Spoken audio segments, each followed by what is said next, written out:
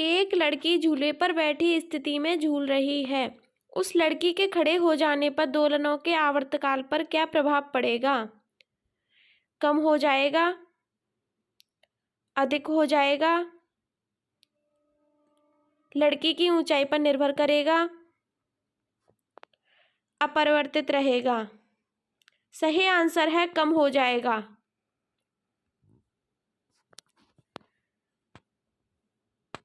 यदि किसी चलती हुई वस्तु के वेग को दोगुना कर दिया जाए तो उसमें क्या परिवर्तन होगा?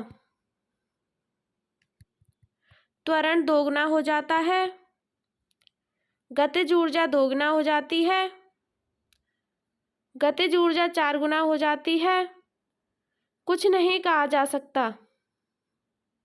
सही आंसर है गतिज ऊर्जा 4 गुना हो जाती है।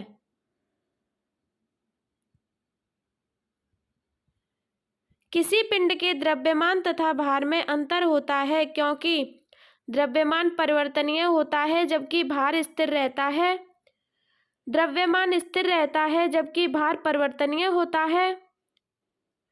दोनों कथन सत्य हैं, दोनों कथन गलत हैं। सही आंसर है द्रव्यमान स्थिर रहता है जबकि भार परिवर्तनीय होता है। घोड़ा यदि एकाएक चलना प्रारंभ कर दे तो घुड़सवार के गिरने की आशंका का कारण क्या होता है? जड़त्व आघूर्ण, द्रव्यमान का संरक्षण नियम, विश्राम जड़त्व, गति का तीसरा नियम। सही आंसर है विश्राम जड़त्व।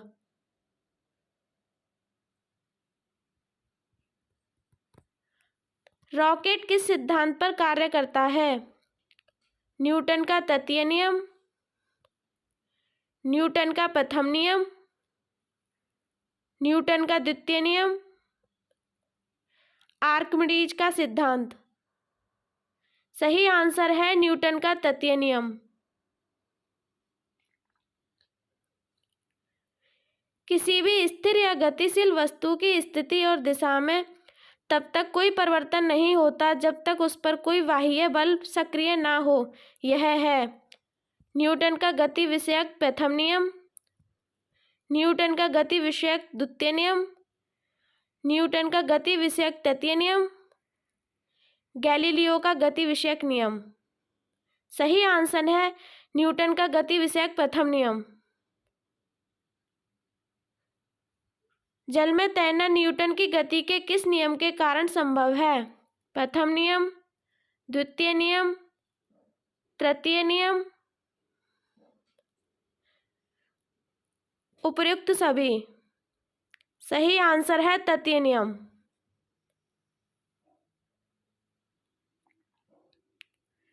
बल की परिभाषा आती है न्यूटन के गति के पहले नियम से, गति के दूसरे नियम से, गति के तीसरे नियम से,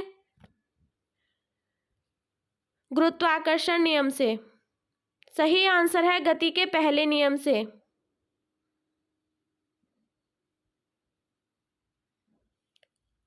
किसी पिंड के उस गुणधर्म को क्या कहते हैं जिससे वह सीधी रेखा में विराम या एक समान गति की स्थिति में किसी भी परिवर्तन का विरोध करती है? गतिहीनता,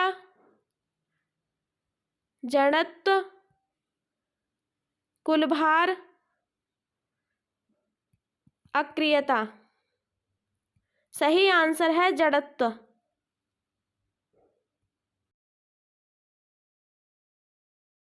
सदिश राशि वह राशि कहलाती है जिनमें होता है केवल दिशा, केवल परिमाण, परिमाण और दिशा दोनों, उपर्युक्त में से कोई नहीं। सही आंसर है केवल परिमाण।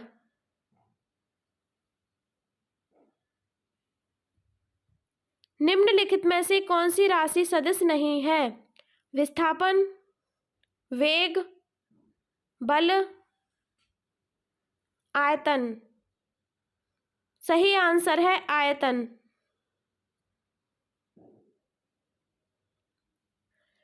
निम्नलिखित में सदिश राशि है वेग, द्रव्यमान, समय, लंबाई। सही आंसर है वेग।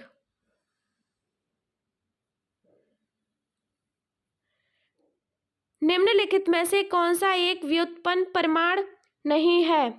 घनत्व, द्रव्यमान, आयतन, चाल। सही आंसर है द्रव्यमान। घूर्णन करती एक गोल मेज पर लड़का बैठ जाता है। मेज के कोणीय वेग पर क्या प्रभाव पड़ेगा? कम हो जाएगा, बढ़ जाएगा, उतना ही रहेगा, कुछ नहीं कहा जा सकता। सही आंसर है कम हो जाएगा। पदार्थ के संवेग और वेग के अनुपात से कौन सी राशि प्राप्त की जाती है?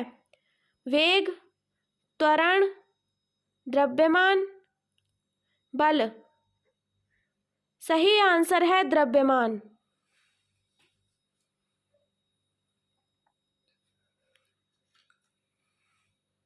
प्रत्येक क्रिया के बराबर व विपरीत दिशा में एक प्रतिक्रिया होती है। यह है न्यूटन का गति का प्रथम नियम, न्यूटन का गति का द्वितीय नियम, न्यूटन का गति का तृतीय नियम, उपर्युक्त में से कोई नहीं। सही आंसर है न्यूटन का गति का तृतीय नियम। किसी पिंड की अवस्था में तब तक कोई परिवर्तन नहीं होता है जब तक उस पर कोई बाह्य बल कार्य नहीं करता है। यह कथन किसका है? न्यूटन का, आइंस्टीन का, गैलीलियो का, आर्किमिडीज का। सही आंसर है न्यूटन का।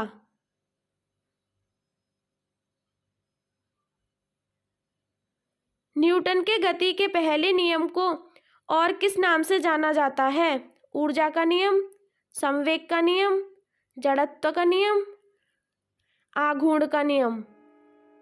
सही आंसर है जड़त्व का नियम।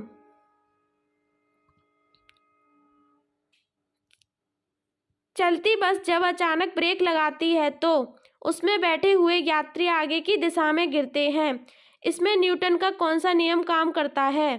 प्रथम नियम, द्वितीय नियम, तृतीय नियम, सापेक्षता का सिद्धांत। सही आंसर है प्रथम नियम।